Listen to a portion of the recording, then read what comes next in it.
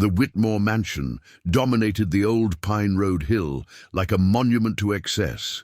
Its wrought-iron gates resembled a symbolic wall separating ordinary residents from a world where money dictated its own laws.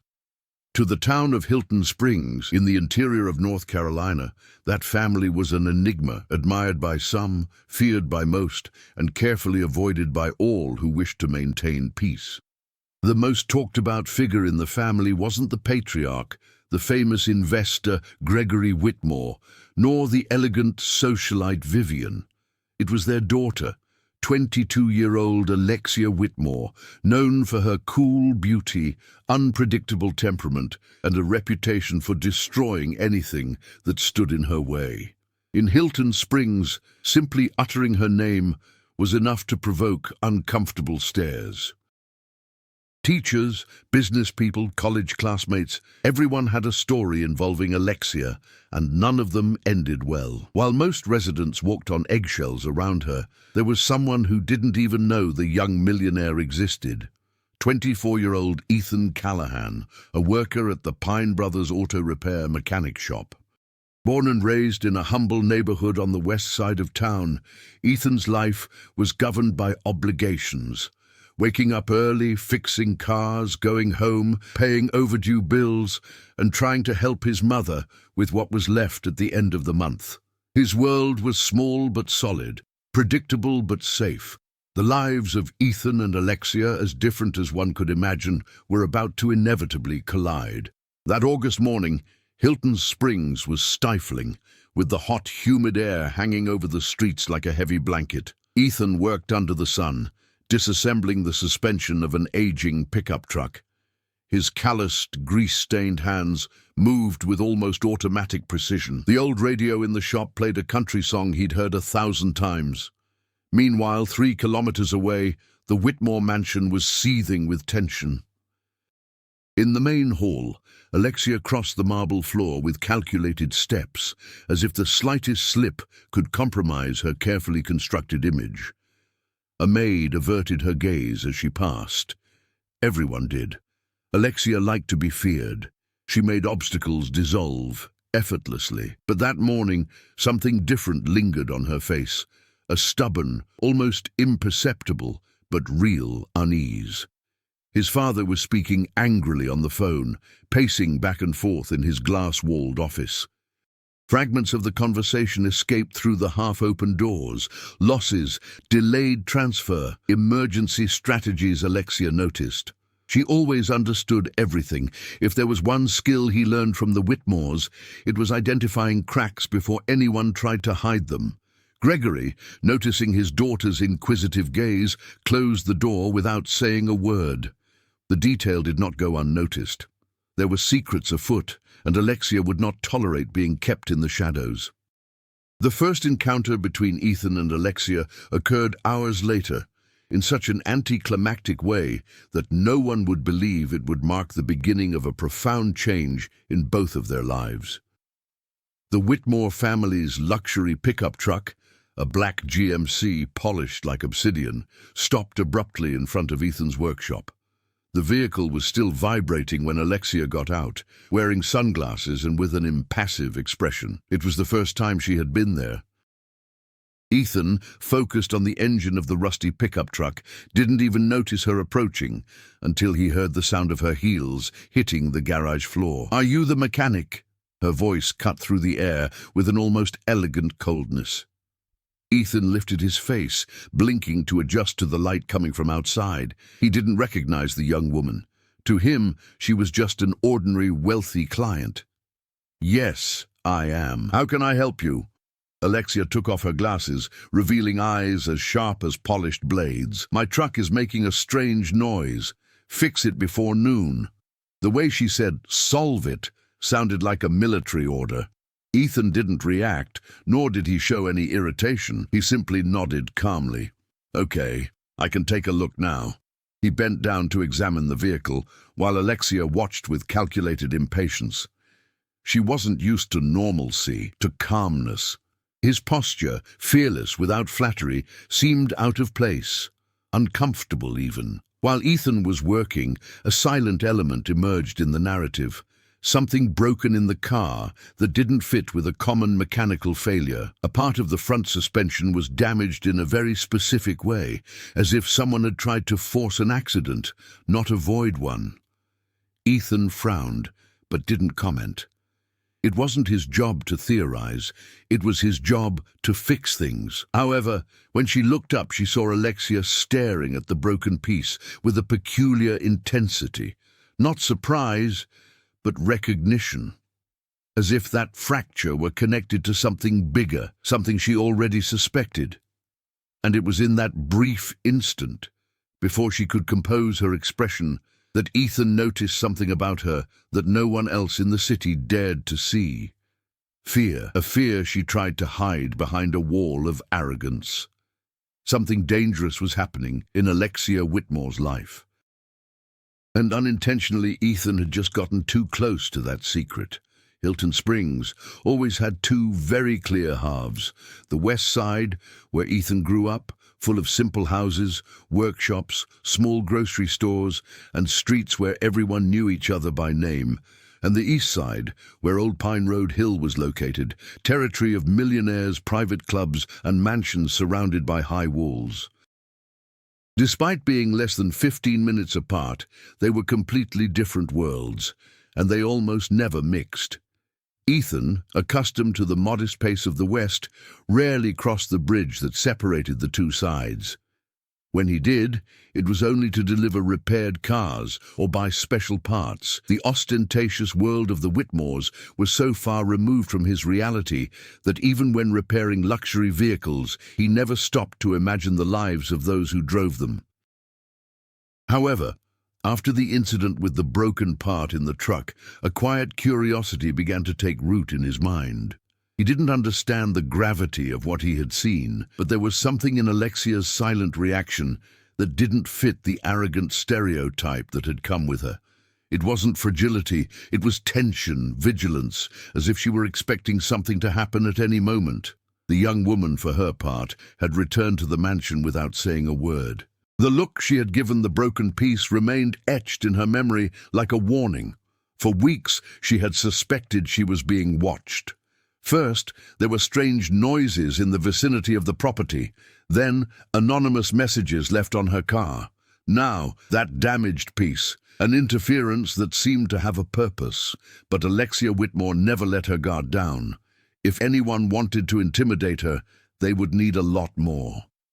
Life in the mansion was marked by silences. The Whitmore family maintained appearances with almost choreographed skill. Formal dinners, charity events, and an impeccable facade built upon carefully buried secrets.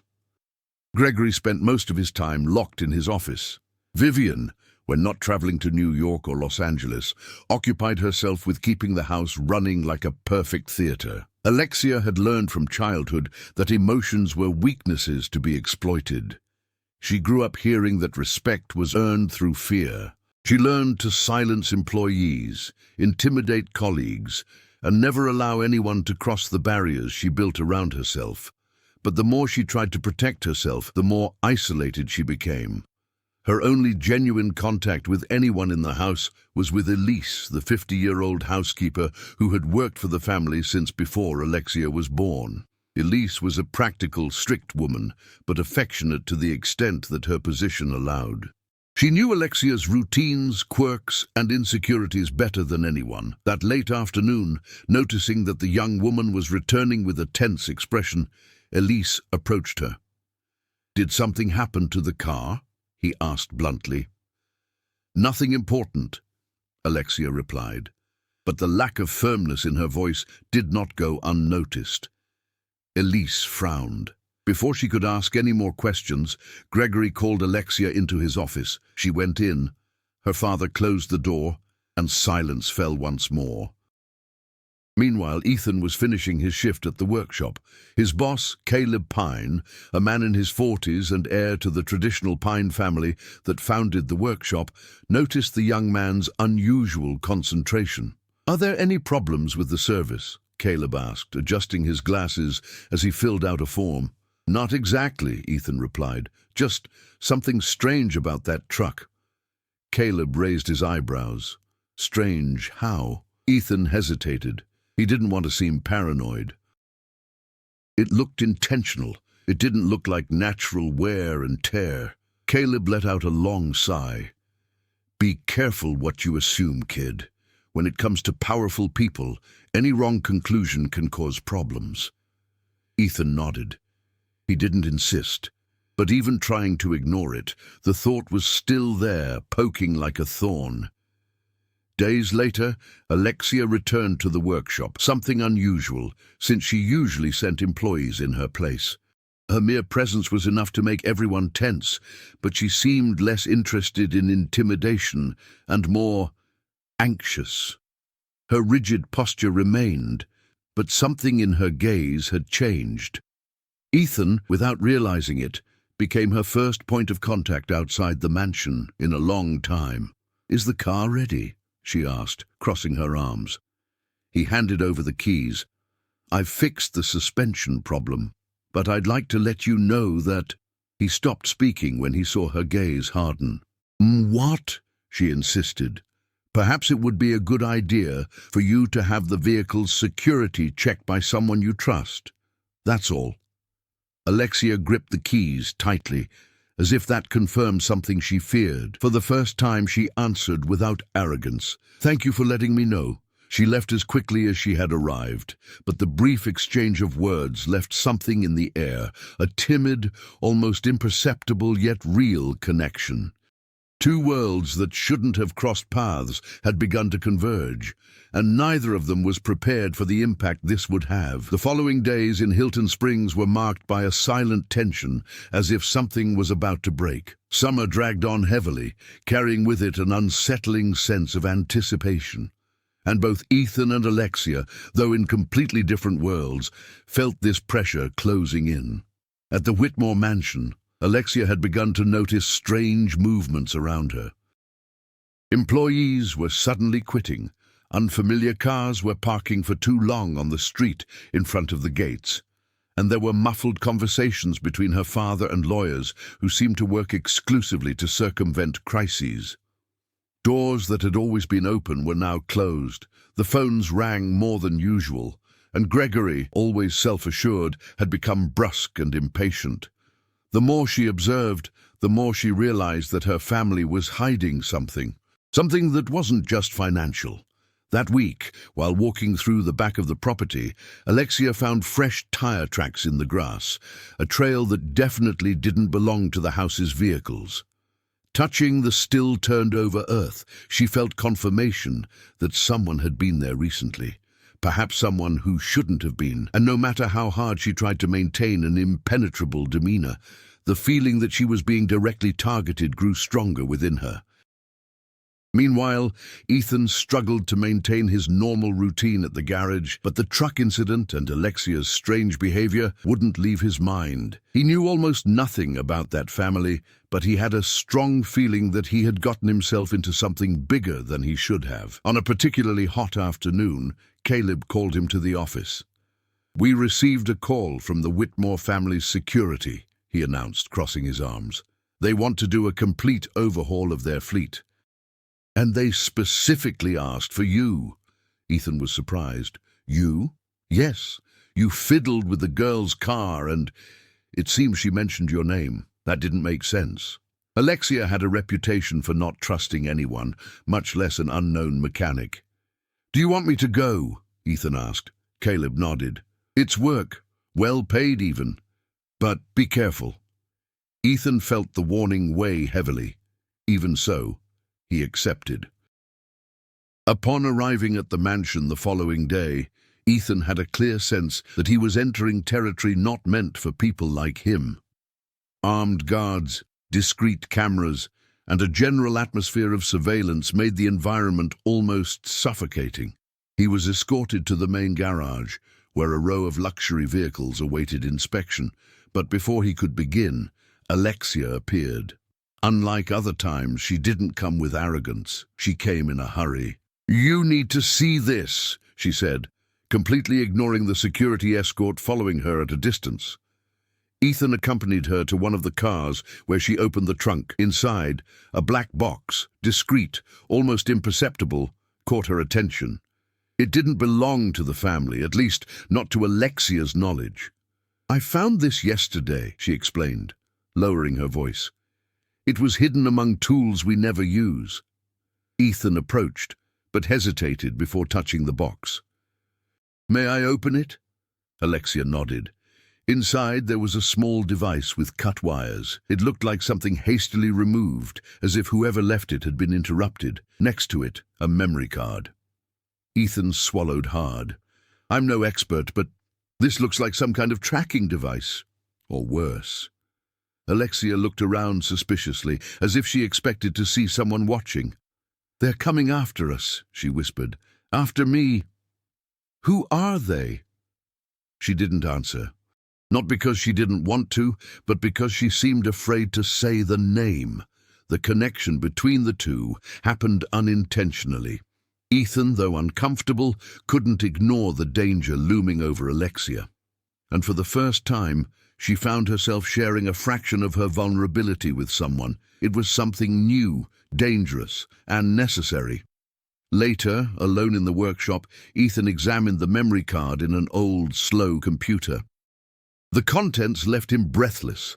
Scanned documents involving illegal contracts, suspicious transfers, and even recordings of conversations between Gregory Whitmore and unknown men. But the worst part wasn't the documents. It was a folder with photos. Photos taken from the mansion window, photos taken from the back of the house, photos taken from the garage, and photos taken of Alexia, some while she was sleeping.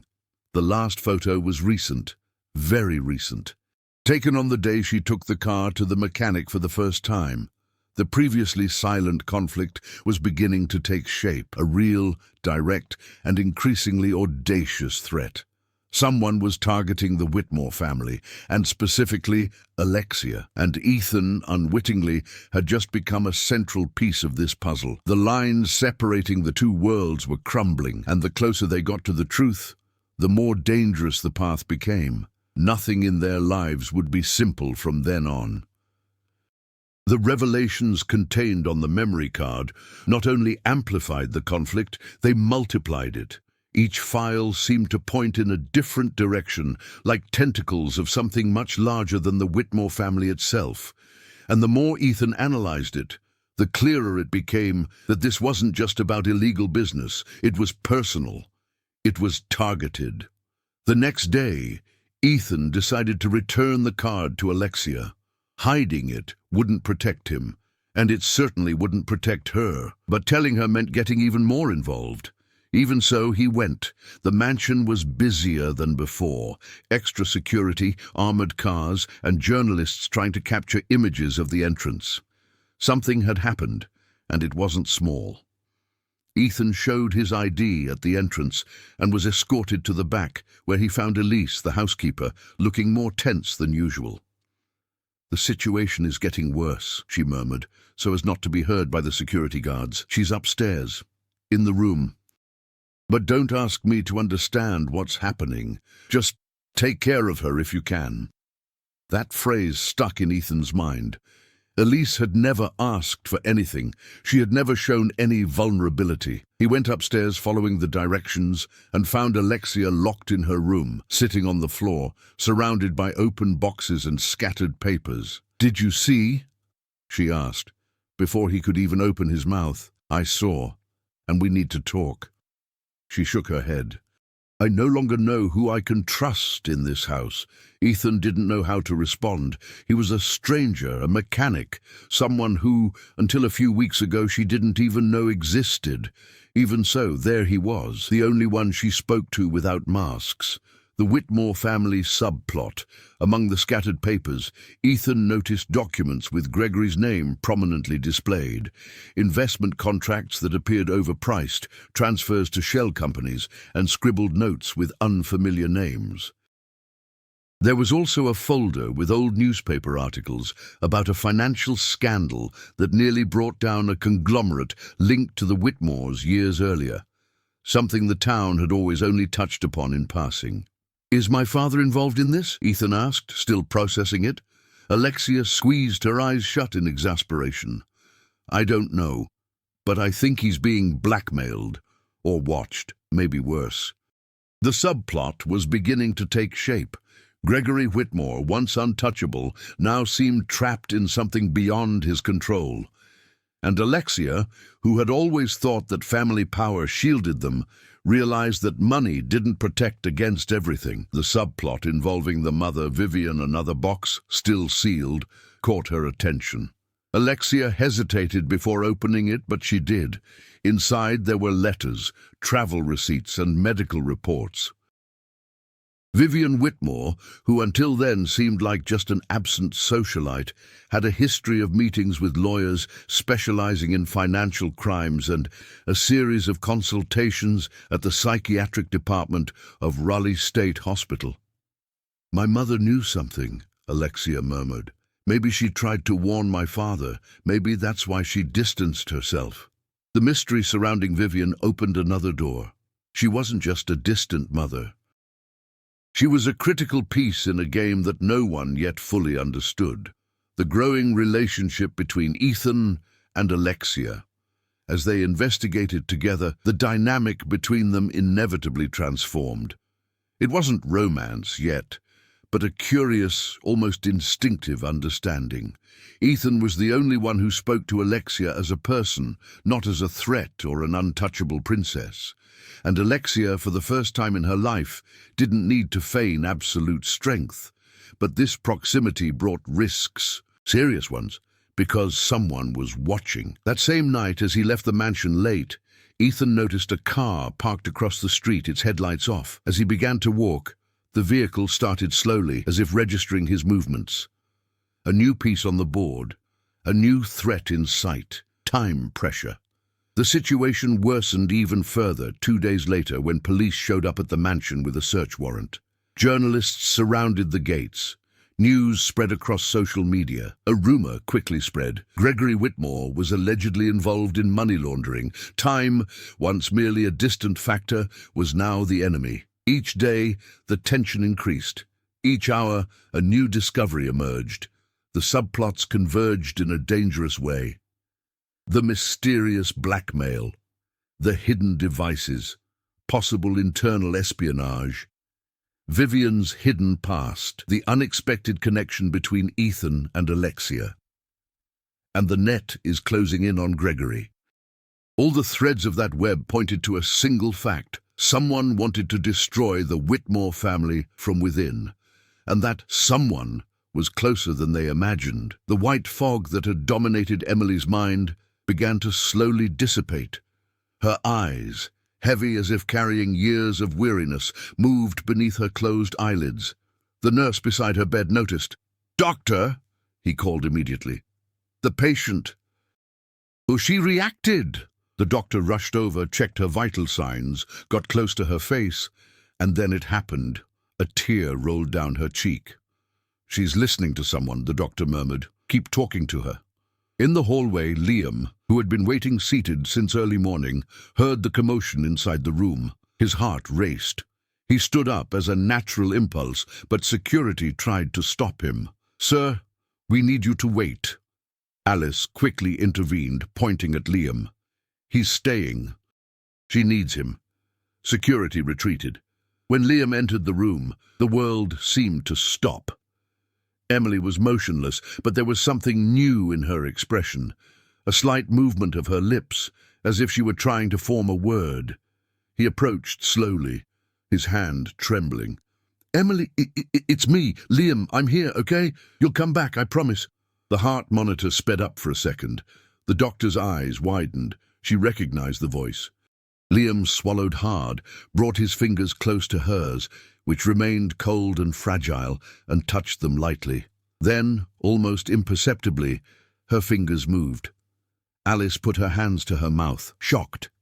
The doctor remained completely still, unable to take his eyes off the patient. Liam, his voice choked with emotion, whispered, "Emily, if you can hear me, squeeze my hand." For a moment, everything was silent. And then, a weak squeeze, but real. The first sign that she was coming back. The impossible was beginning to happen.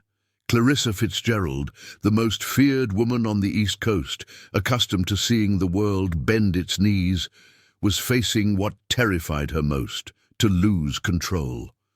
The news that Emily had reacted to Liam's voice spread through the hospital like wildfire.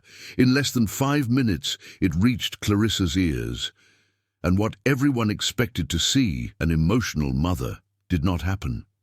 Clarissa turned pale in a strange, almost sickly way. His hands began to tremble. "This doesn't make sense," he murmured. "She shouldn't. Not now." One of the aides approached. "Madam, the doctors have asked you to come into the room. It seems there is progress in your daughter's condition." A heavy silence filled the hallway. Clarissa took a deep breath, lifted her chin, and forced a smile that wouldn't fool even a child. "Then let's go," he said.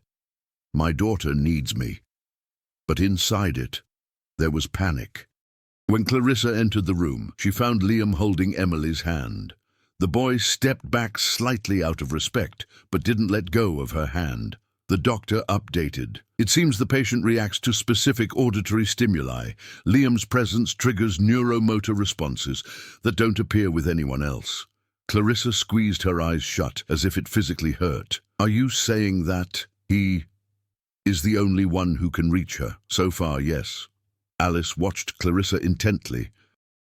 Something was wrong, and not just jealousy, arrogance, or wounded pride. It was a kind of unease, like someone fearing a secret about to be exposed. Clarissa stepped forward and, forcing gentleness, placed her hand on her daughter's forehead. "My princess, Mommy is here." No reaction, no changes in heart rate, nothing. But the instant Liam whispered, "Calm down, Em. You don't need to force it. We're here with you." The heart rate monitor rose 2 points. The doctor pointed out, "See, it only reacts to him." Clarissa took a deep breath, a heavy, almost suffocating breath. "That's unlikely," she managed to say in a low voice. Alice crossed her arms. "That's not unlikely, Clarissa. Of course, Emily trusts him, and you should be grateful that someone is able to achieve it." Clarissa slowly turned her face toward her, with a look that would make anyone else recoil.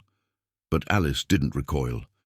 Emily's mother then said something almost inaudible. "You don't understand." "What?" Alice asked. Clarissa closed her eyes for a moment, trying to compose herself. "If Emily wakes up..." She opened her eyes, and there was pure fear there. Everything could change, and before anyone could ask what would change, Clarissa left the room quickly, as if fleeing from a ghost. Liam stood there, confused. Alice swallowed hard. And outside, walking down the silent corridor, Clarissa Fitzgerald murmured to herself, "She can't remember. Not now. Not like this. The past was closer than ever to returning. Do you wish to proceed?" "You said, continue." ChatGPT said, Chapter 7. The Past That Cannot Return. The sound of Clarissa's heels echoed down the hallway, rhythmic, tense, almost desperate. She entered the hospital's administrative office and locked the door behind her. Only then did she allow her body to collapse into the chair, her hands pressing against her face. "Not now. Please, not now." A soft tap broke the silence. "Mrs. Fitzgerald?" the assistant asked. "Is everything all right?" "Get out." Her voice came out sharp. The door closed, and Clarissa was left alone with the weight of her own conscience. Meanwhile, in the bedroom, Liam was still holding Emily's hand, feeling the fragility of her fingers and the hope growing in his chest. Alice approached and whispered, "Clarissa has never reacted like this to anything. Something's going on." Liam, without taking his eyes off Emily, replied, "I don't know what she's hiding, but I'll find out. For her sake." Alice nodded, but before she could continue, Emily slightly shifted the position of her head, a subtle but clear movement. "Liam," the doctor called quickly. "Keep talking." Liam leaned in, bringing his mouth close to her ear. You're doing a great job. I'm here, okay? I'm not leaving here for anything in the world." Emily's lips trembled. The doctor almost dropped the clipboard.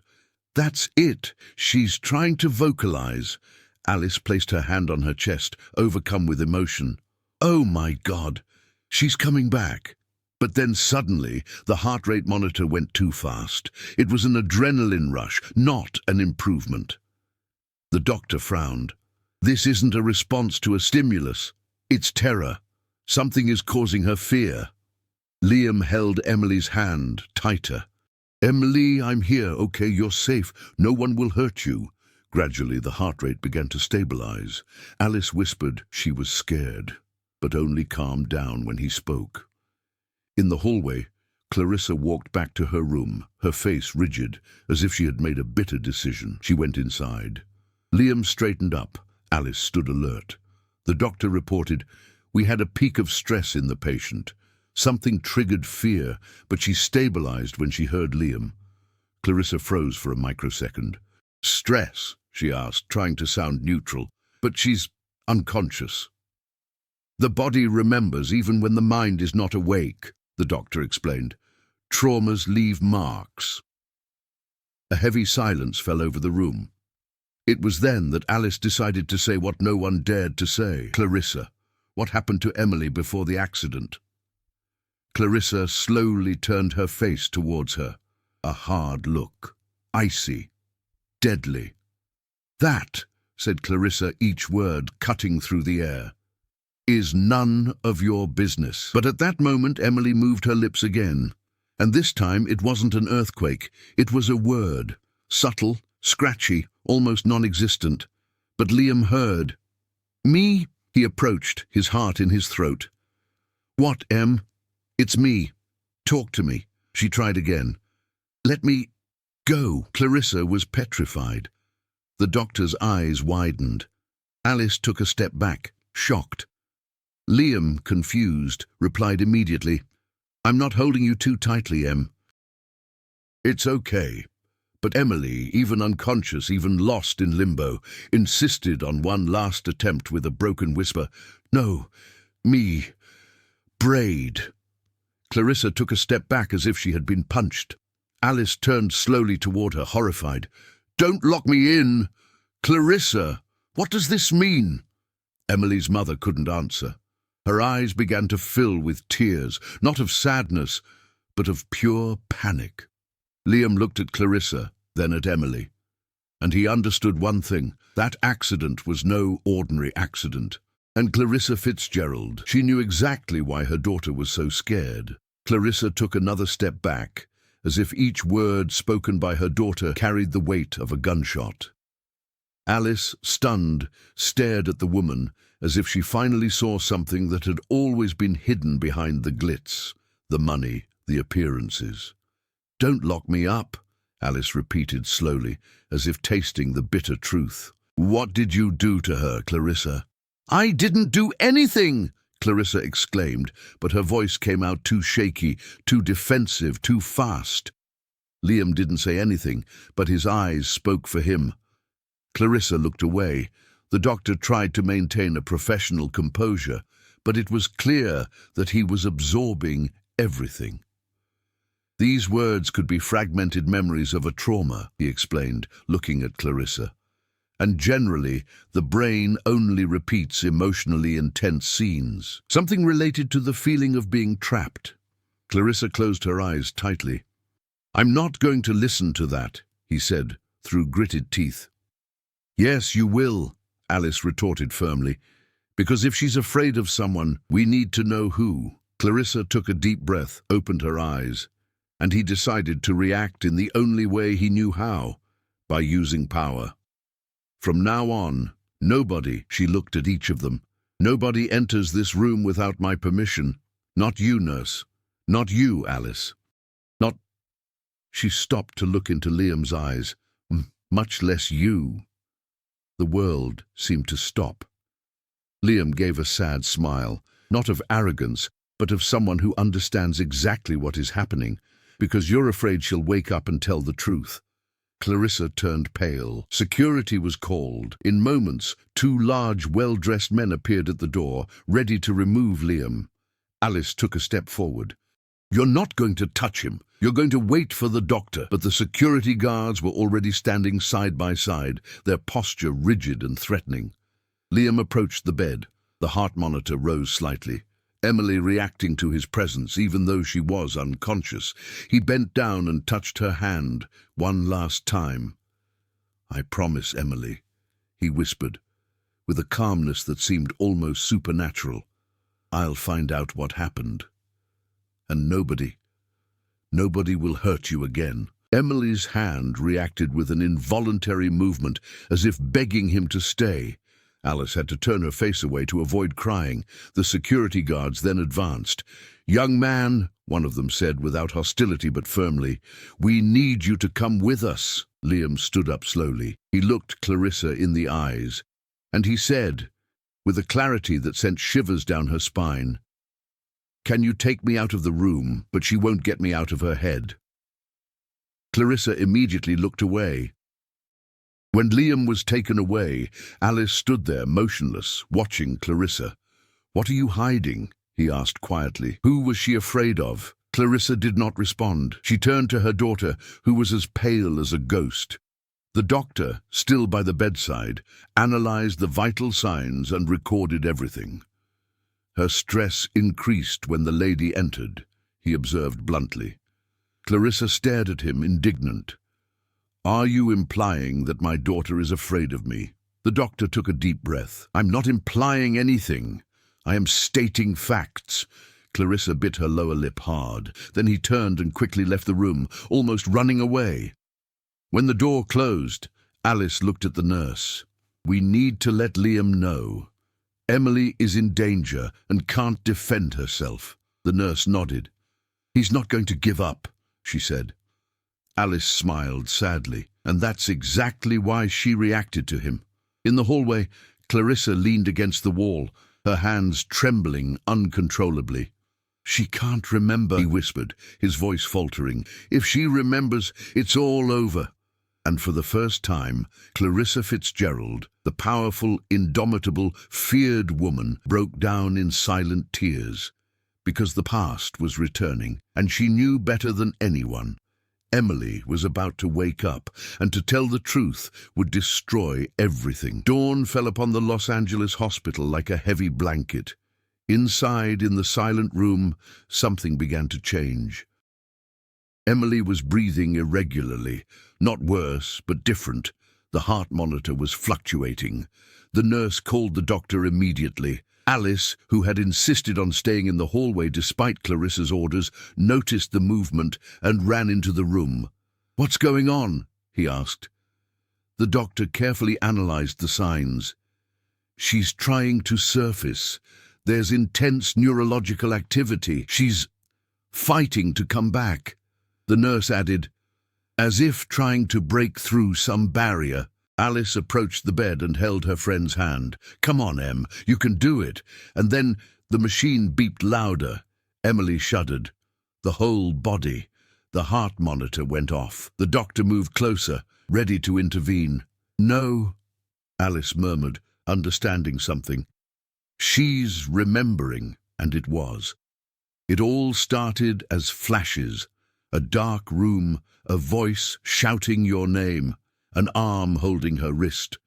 The door was locked. Emily tried to breathe, but her chest felt heavy, as if she were trapped back in that same room. The nurse placed her hand on Alice's shoulder. "She is reliving a trauma." "But she's going to leave," Alice said, with conviction and tears in her eyes. On the other side of the hospital, Liam entered through the back. 2 employees had deliberately left the door unlocked. He was breathless, nervous, but determined. Nothing would stop him. When she reached the hallway of the inpatient ward, she saw 2 of Clarissa's security guards positioned directly in front of Emily's room. "All right," he murmured. "Let's do it the hard way, then." He walked towards them, confidently. "Young man, you can't go past Mrs. Fitzgerald's orders." "I know," Liam replied calmly, "but she's waking up." The 2 men exchanged glances. And then something unexpected happened. One of them relaxed their posture. "We heard it," the nurse commented. And, look, I shouldn't say this, but the other one added, she only reacts to you. There's no point in stopping her. And as if they were two guardians who had finally understood their true role, they cleared the way. If anyone asks, you didn't pass through here, said the first one. I've never been here before, Liam added gratefully.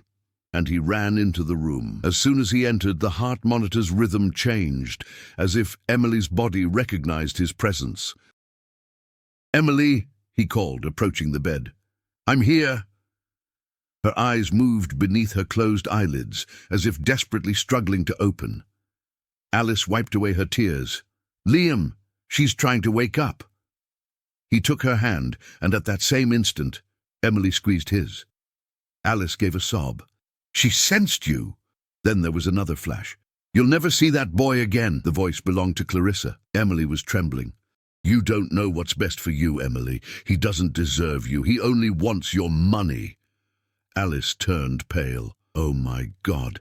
She's listening to her mother. The doctor analyzed the data. She is recovering repressed memories. This is significant and dangerous. It can cause emotional overload. Liam leaned closer. Emily, I'm here. You're not locked in. You're not alone. I swear. The trembling in her body grew stronger, and then, for the first time in months, Emily's eyes opened, slowly, fragile, with effort. Alice put her hands to her mouth, crying. The doctor took a deep breath, stunned. Liam felt his heart stop. Emily blinked, trying to adjust her focus. When he finally managed to see, his eyes met only one person. Liam, she whispered hoarsely.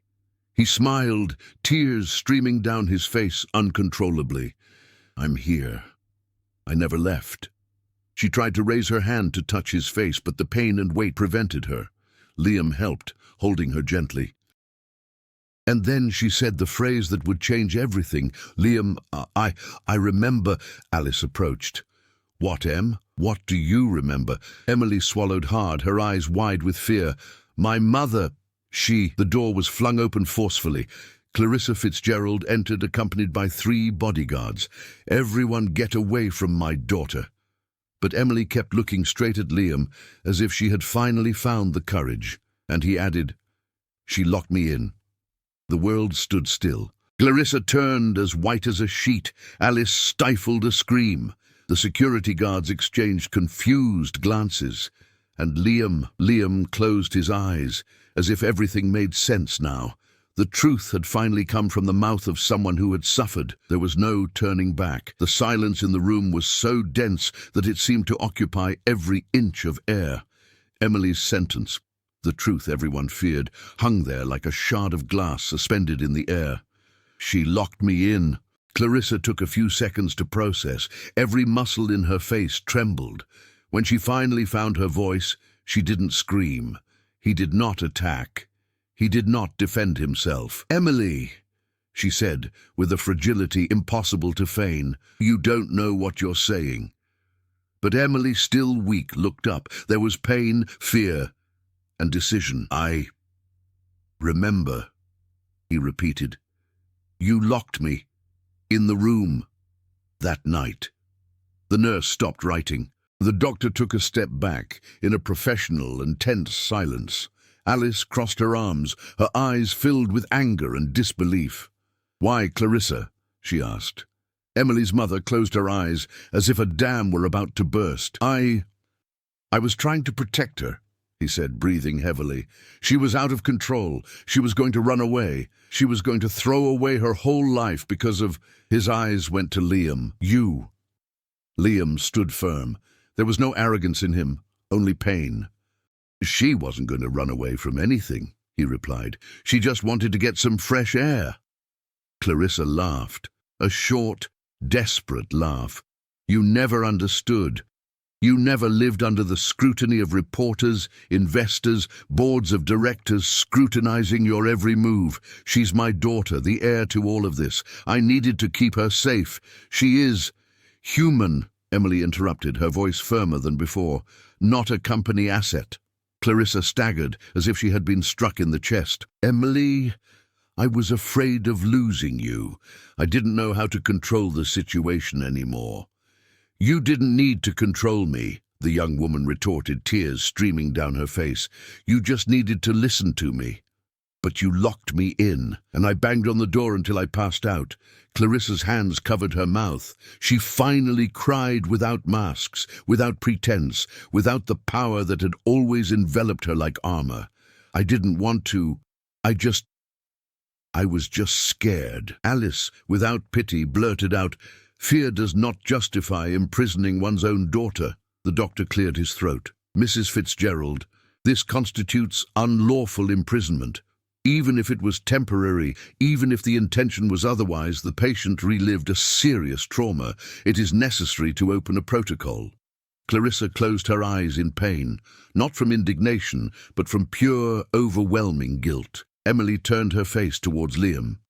"You came," she said, with an almost imperceptible smile. He held her hand, his chest rising and falling rapidly. "Always. I said I wasn't going to leave." Clarissa watched her daughter, her shoulders slumped. The internal struggle seemed to finally subside. I don't want to lose you," she said, crying. "I did everything wrong. Everything." Emily took a deep breath. "Then do it right now. Let me live my life. Let me choose who I want by my side." Clarissa wiped away her tears with a trembling hand. Liam and Emily looked at each other. There was fear, there was pain, but there was something bigger, freedom, finally breathing. Clarissa took a step back. I'll cooperate with protocol," he murmured, "and I'll step aside, if that's what you want." Emily stared at her mother for several long seconds. "I don't want you to disappear. I want you to change." Clarissa broke down in silent tears, and for the first time, it seemed possible. Months later, Emily walked alone through the garden of the rehabilitation hospital, feeling the sun touch her skin as if it were the first time. Liam waited for her under the same tree where they talked every day. When she arrived, he opened his arms, and she nestled there as if finally finding a home. Clarissa, accompanied by a therapist, watched from afar. She still carried guilt. She was still learning to be different. But for the first time, she accepted that she had no control, and that perhaps that was a good thing. Life was beginning again, this time the right way. If this story touched you, share your impressions, your feelings, and what struck you most. Stories like Emily's show that courage, truth, and love can break through even the most silent prisons. Tell others what you've seen here. Share this narrative, discuss the themes, reflect on how relationships can heal or hurt. Your perspective can inspire someone who needs strength today to face their own truth.